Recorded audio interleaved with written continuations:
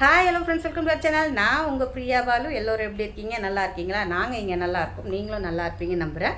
இன்றைக்கி என்ன video share பண்ண போகிறோம்னா, மயான கொள்ளை எங்கள் ஊரில் வந்து விசேஷமாக பண்ணுவாங்க. கோயிலுக்கு போக மாட்டோம். சுவாமியே வந்து ஊர்வலமாக வரும்போது சில பொருட்கள்லாம் நாங்கள் வீட்டிலே செய்வோம். கொழுக்கட்டை, மூக்கல்ல, வெள்ளரிக்காய், சக்கரவள்ளி கிழங்கு, நம்மளால் முடிஞ்ச ஐட்டம்ஸ் என்னெல்லாமோ. இது வந்து எங்கள் மாமியார் வீட்டு வழிபாடு பிரகாரம் இந்த 4 பொருளை நாங்கள் எப்போவுமே சேர்த்துப்போம். எக்ஸ்ட்ரா நம்ம என்ன வேணாலும் சேர்த்துக்கலாம். நாங்கள் இந்த 4 பொருளை செஞ்சு சுவாமி வரும்போது கொல்லை விட்டுட்டு நாங்கள் அர்ச்சனை பண்ணிவிட்டு வருவோம். 2 சுவாமி வருவாங்க எங்கள் ஸ்ட்ரீட்டில். கடும்பாடி அம்மன், அங்காளம்மன், அக்கா தங்கச்சின்னு சொல்லுவாங்க. இந்த தடவை வந்து 2 பட்டு வர்றதுனால அக்கா ஒரு நாள் வராங்க, தங்கச்சி ஒரு நாள் வராங்க. சரி, 2 நாளாக நம்மளால் செய்ய முடியாதுன்னு சொல்லிட்டு எங்கள் வீட்டு பேக்கில் இருக்கிற அங்காளம்மன் கோயில், முனீஸ்வரர் கோயில், சக்தி வாய்ந்த கோயில், அங்கே போய் நம்ம பிரசாதமாக கொடுத்துடலான்னு சொல்லிவிட்டு அதே ஐட்டத்தை தான் நான் ப்ரிப்பேர் பண்ணுறேன். அந்த வீடியோ தான் உங்கள் கூட ஷேர் பண்ணிக்க போகிறேன். கோயிலையும் கிட்டத்தட்ட அந்த கோயில் ஆல்ரெடி நீங்கள் பார்த்துருப்பீங்க. ஆத்தோர கோயில் கூட சொல்லுவாங்க. சக்தி வாய்ந்த கோயில். அமாவாசைக்கு வந்து எங்கெங்கேயோ வந்தெல்லாம் வந்து தங்குவாங்க. நைட்டு 12 மணிக்கு வந்து காளிக்கு வந்து அபிஷேகம்லாம் பண்ணுவாங்க. என்னுடைய ஷார்ட்ஸ் வீடியோலெல்லாம் பார்த்தீங்கன்னா தெரியும். நிறைய பேர் ஊருங்களெல்லாம் வந்து ஸ்டே பண்ணிவிட்டு மறுநாள் போவாங்க. அந்த கோயிலுக்கு தான் இப்போ நம்ம போக போகிறோம். நான் அந்த வீடியோ தான் உங்கள் கூட ஷேர் பண்ணிக்க போகிறேன். வாங்க வீடியோக்குள்ளே போகலாம். வெள்ளரிக்காவும் போடுவோம். வெள்ளரிக்காவை வந்து நல்லா வாஷ் பண்ணிவிட்டு தோலெல்லாம் சீவிட்டு சின்ன சின்னதை பீஸாக கட் பண்ணி எடுக்கணும். சக்கரவள்ளி கிழங்கு இன்னொரு பொருள். இதை நல்லா வாஷ் பண்ணி நம்ம இப்போ வேக வச்சு எடுத்துக்கலாம். சக்கரவள்ளி கிழங்க நல்லா வாஷ் பண்ணி குக்கரில் போட்டாச்சு, தண்ணி மூழ்கிற அளவுக்கு. இது ஸ்வீட்டுங்கிறதுனால கொஞ்சோண்டு கல்லுப்பு போட்டுக்கிறேன். இப்போ இதை க்ளோஸ் பண்ணி ஒரு 3 விசில் வந்ததுக்கப்புறம் நம்ம எடுத்துட்டோம்னா சக்கரவள்ளி கிழங்கு ரெடி ஆகிடும். கருப்பு மூக்கல்ல 1 கிலோ வாங்கிட்டு வந்து ஊற போட்டிருக்கேன். நைட்டு தான் போக போகிறோம் கோயிலுக்கு, அதனால் காலையில் தான் ஊற போட்டேன். ஊறிக்கிட்டு இருக்கு. இப்போ இதை சக்கரவள்ளி கிழங்கு வெந்ததுக்கப்புறம் அதே குக்கரில் நம்ம போட்டு வேக வச்சு அதுக்கப்புறம் தாளித்து எடுத்துக்கலாம். ஒரு 30 எலுமிச்சம்பழம் இருக்குது. இதில் ஒரு 27 எலுமிச்சம்பழம் வந்து நம்ம மாலையாக கோர்த்து அம்மன் அங்காளம்மனுக்கு எடுத்துகிட்டு போக போகிறோம். பூவை கட்டி எடுக்கணும். பூ கட்டி எடுத்தாச்சு ஃப்ரெண்ட்ஸ். பூ ரெடி ஆயிடுச்சு.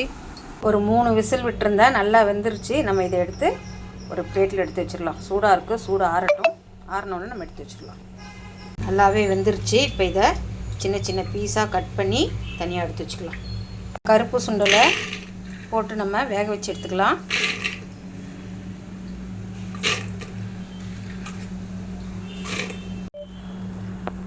தேவையான அளவுக்கு உப்பு போட்டுக்கலாம். தேவையான அளவுக்கு உப்பும் போட்டாச்சு, மூழ்கிற அளவுக்கு தண்ணியும் விட்டாச்சு. இதில் வந்து ஊற வச்சதுனால ஒரு 2 விசில் மட்டும் இருந்தால் போதும், இல்லைனா ரொம்ப குழஞ்சி போயிடும். 2 விசில் வந்ததுக்கப்புறம் நம்ம எடுத்து தாளிச்சிடலாம். எலுமிச்சம்பழம் மாலை தொடுத்தாச்சு, 21 பழம்.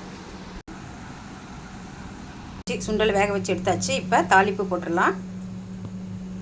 சுண்டலுக்கு தாளிப்பு போட்டுக்கலாம். எண்ணெய் ஊற்றியாச்சு, எண்ணெய் காயிடும். 1 ஸ்பூன் கடுகு போட்டுக்கலாம். கடுகு நல்லா பொரியட்டும். கொஞ்சம் உளுந்து போட்டிருக்கேன்.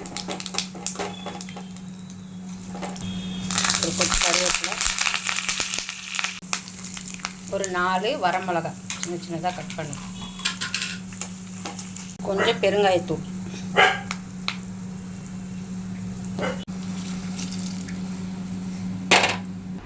வெள்ளரிக்காவை தோல் சீவிட்டு சின்ன சின்ன பீஸாக கட் பண்ணி எடுத்தாச்சு. சக்கரவள்ளி கிழங்கையும் தோல் எடுத்துகிட்டு சின்ன சின்ன பீஸாக கட் பண்ணி எடுத்தாச்சு. பழம் இருந்ததுனால ஆரஞ்சு பழமும் திராட்சையும் கொஞ்சம் மிக்ஸ் பண்ணிக்கிட்டேன். தேங்காய் திருகல் போட்டுடலாம். தேங்காய் திருகலை போட்டு நல்லா கிளறி விட்டுடலாம். அடியிலேருந்து கொத்தமல்லியை தூவிட்டு அடியிலேருந்து குலுக்கி விடணும். சுண்டல் வேக வச்சு தாளித்து எல்லாம் போட்டாச்சு. இப்போ இதில் வந்து நம்ம வெள்ளரிக்காவையே மிக்ஸ் பண்ண போகிறோம். எல்லாமே மிக்ஸ் பண்ணி தான் நம்ம கொல்ல விடுவோம். ஆரஞ்சு, அடுத்து கிரேப்ஸ், அடுத்து சக்கரவள்ளி கிழங்கு,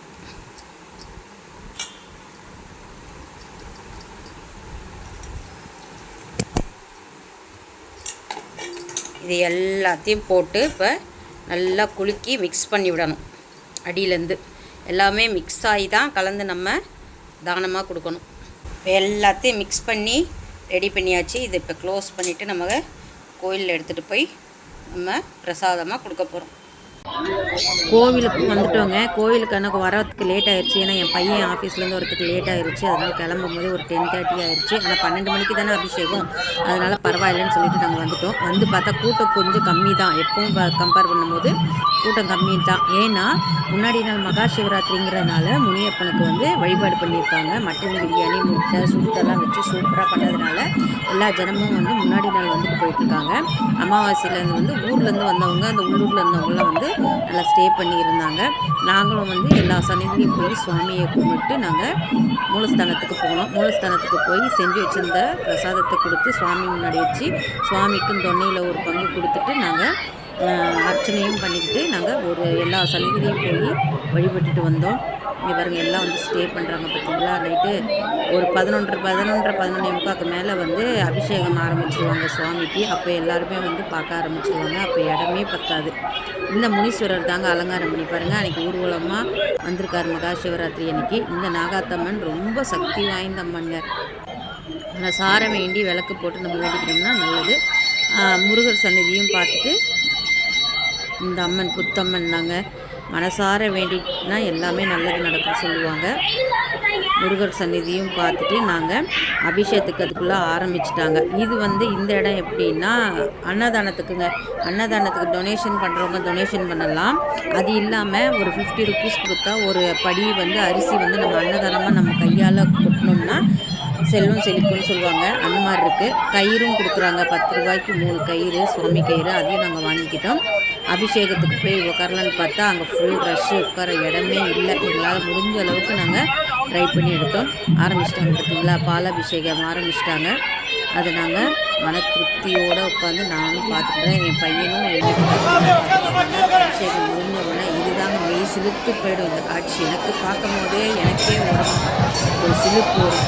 அதுக்காக வெயிட் பண்ணிக்கிட்டு இருந்தோம். பாருங்கள், நீங்களும் கண் திறந்து நல்லா பாருங்கள். கண் ஃபுல்லாக காட்சி இது, காண கிடைக்காத காட்சி இது. அப்படியே மெய் சிலுத்து போயிடும். எங்கே உட்காந்துட்டு இருந்தாங்களோ எல்லோரும் வந்து அட்டண்டன்ஸ் கொடுத்துருவாங்க இந்த டைமுக்கு. சுவாமியை நல்லா வந்து சுவாமியை நல்லா தரிசனம் பண்ணிவிட்டு அதுக்கப்புறம் வந்து க்ளோஸ் பண்ணிடுவாங்க. இந்த சன்னதியை க்ளோஸ் பண்ணிவிட்டு நம்ம வந்து அந்த சுவாமியுடைய பாலும் அபிஷேகம் பண்ண பாலும் தீர்த்தத்தையும் வாங்கிக்கிட்டு நம்ம ஸ்டே பண்ணோன்னா ஸ்டே பண்ணலாம். பக்கத்தில் வீடு இருந்தால் வந்துடலாம். நாங்கள் வந்து கொண்டு வந்த பிரசாதத்தை அப்போ தான் நாங்கள் வந்து எல்லாருக்கும் கொடுக்க ஆரம்பித்தோம். பத்தலை. நெக்ஸ்ட் டைமாவது கொஞ்சம் இன்னும் எக்ஸ்ட்ரா பண்ணணுங்கிறத நான் மைண்டில் வச்சுக்கிட்டேன். நான் எப்பயும் பண்ணுற மாதிரி தான் பண்ணேன். இருந்தாலும் கூட்டம் இருந்ததுனால கம்மியான மாதிரி எனக்கு ஒரு ஃபீலிங்கு. அடுத்த தடவை நெக்ஸ்ட் டைம் வந்து வேறு ஏதாவது பிரசாதம் பண்ணும்போது நிறையா பண்ணிட்டு போகணும்னு என்னுடைய மனசில் தோணுச்சு. தம்பியும் பிரசாதம் கொடுத்துட்டாங்க. கொடுத்து முடிச்சுட்டு நாங்கள் வந்து அன்னதானத்துக்கு போயிட்டோங்க. எங்களுக்கும் பசிக்கும்ல, எப்போ வந்தாலும் நாங்கள் அன்னதானத்துக்கு போய் நின்று பண்ணுவோம். இந்த தடவை ரொம்ப லேட்டானதுனால வந்து கம்மியாயிடுச்சு. ஆனால் அவங்கக்கிட்ட அண்ணா போய் கேட்டாங்க, சாதம் இருக்காங்க, இருக்குப்பா வாங்கன்னு சொன்னாங்க. நாங்களும் போய் உட்காந்து சாப்பிட்டோம். சூப்பராக இருக்குங்க இங்கே பிரசாதம். சாப்பிட்டு முடிச்சுட்டு அன்னதானம் சூப்பராக இருக்குங்க. சாப்பிட்டு முடிச்சுட்டு நாங்கள் மறுபடியும் வந்து கொஞ்சம் நேரம் அப்படியே ரிலாக்ஸாக உட்காந்து கடையெல்லாம் பார்த்தோம். கடையில் கண்ணாடி வளையல் சூப்பராக இருந்தது. பச்சை கலர் வாங்கிட்டு நாங்கள் வீடு கிளம்பிட்டோம் ஃப்ரெண்ட்ஸ். இந்த வீடியோ பிடிச்சிருந்தா லைக் பண்ணுங்கள், ஷேர் பண்ணுங்கள், கமெண்ட் பண்ணுங்கள், மறக்காமல் சப்ஸ்கிரைப் பண்ணுங்கள். பக்கத்தில் இருக்கிற பெல் ஐக்கானையும் ப்ரெஸ் பண்ணுங்கள். மறக்காமல் ஹை பட்டனையும் ப்ரெஸ் பண்ணுங்கள். தேங்க்ஸ் ஃபார் வாட்சிங். நெக்ஸ்ட் வீடியோவில் பார்க்கலாம். பாய்.